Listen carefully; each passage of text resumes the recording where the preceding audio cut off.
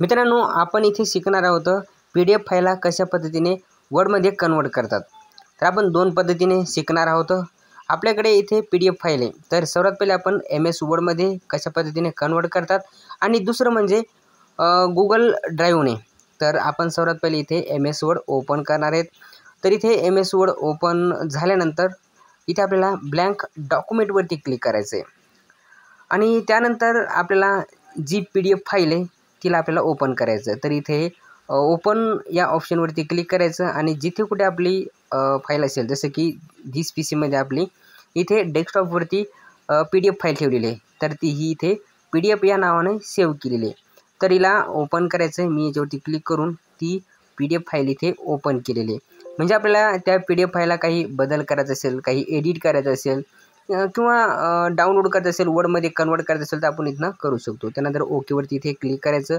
आता ही एडिटेबल झालेली आहे, जी PDF फाईल होती ती आपण वर्डमध्ये इथे कन्वर्ट केलेली आहे, म्हणजे तिला आपण आता एडिट करू शकतो। काय आपल्याला इथे बदल करायचा असेल किंवा काही ॲड करायचं असेल, पेज ॲड करायचं असेल किंवा जे काय आपल्याला बदल करायचा करू शकतो।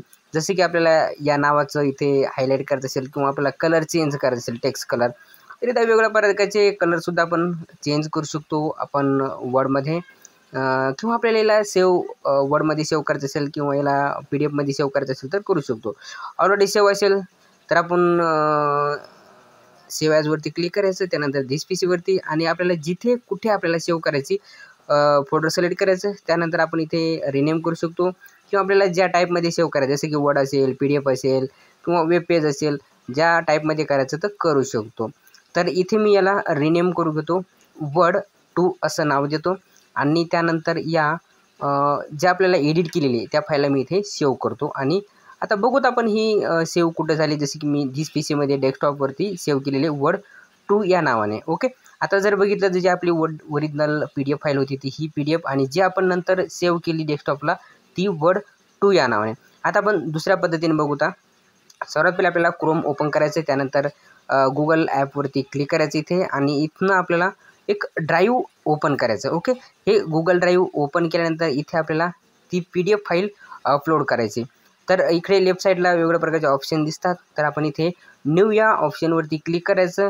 जर आपल्याकडे फाईल असेल तर फाईल अपलोड करायची किंवा जर आपल्याकडे फोल्डर असेल तर ते फोल्डरसुद्धा आपण इथे अपलोड करू शकतो। तर आपल्याकडे फाईल असल्यामुळे मी फाईलवरती क्लिक करतो आणि धिस म्हणजे आपल्याला डेस्कटॉपवरनं ती फाईल मी इथे अपलोड केलेली आहे। ओके, आता ही फाईल इथे अपलोड झालेली आहे आणि एकदा हिला आपण रिफ्रेश करूता, म्हणजे ती फाईल आपली इथे अपलोड झालेली आहे। ओके, आता हिला काय करायचं, आपल्याला ओपन करायचं। एकदा आपण या फाईलवरती क्लिक करून राईट क्लिक करून ओपन करू शकतो किंवा इकडे राईट साईडला आपल्याला 3 डॉट दिसतात, याच्यावरती क्लिक करून आपण डाउनलोड करू शकतो, रिनेम करू शकतो।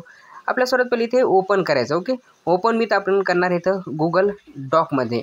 आता ही Google डॉकमध्ये ओपन झाल्यानंतर आपल्याला जे काही चेंजेस करायचे असेल, काय आपल्याला बदल करून आपण तिला परत PDFमध्ये सेव्ह करू शकतो किंवा आपल्याला वेगवेगळ्या टाईपमध्ये तुला सेव्ह डाउनलोड पण सुद्धा करता येते।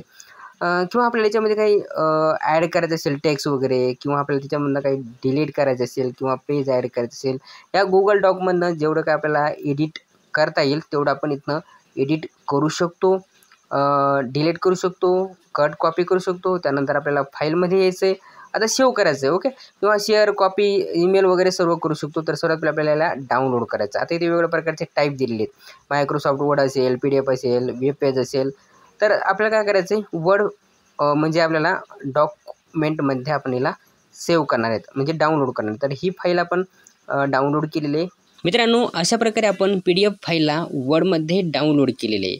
आणि मित्रांनो, अजून आपल्या या चॅनलला सबस्क्राईब केलं नसेल तर सबस्क्राईब करून ठेवा, जेणेकरून आपल्याला नवीन नवीन व्हिडिओ बघायला मिळतील आणि त्याचबरोबर बेल आयकॉनला सुद्धा क्लिक करा। धन्यवाद मित्रांनो।